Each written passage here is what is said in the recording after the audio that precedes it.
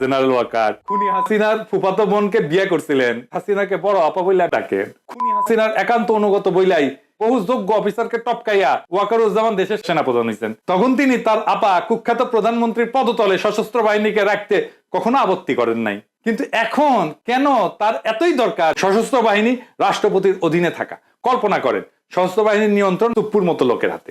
জঘন্য স্বৈরাচারিণী শেখ হাসিনার শাসনামলে অবৈধ প্রধানমন্ত্রীর কর্তৃত্বের বাইরে যাইতে চাননি, এখন কেন যাইতে চাইতেছেন প্রধান উপদেষ্টার বাইরে? তখন কি প্রতিরক্ষা বাহিনীকে রাষ্ট্রপতির কর্তৃত্বে রাখার কথা বলছিলেন?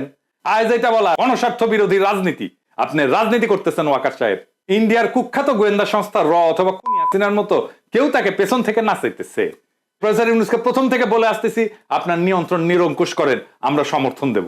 বর্তমানে এটা স্পষ্ট সশস্ত্র বাহিনীর উপরে প্রফেসর ইউনূসের কোনো নিয়ন্ত্রণ নাই।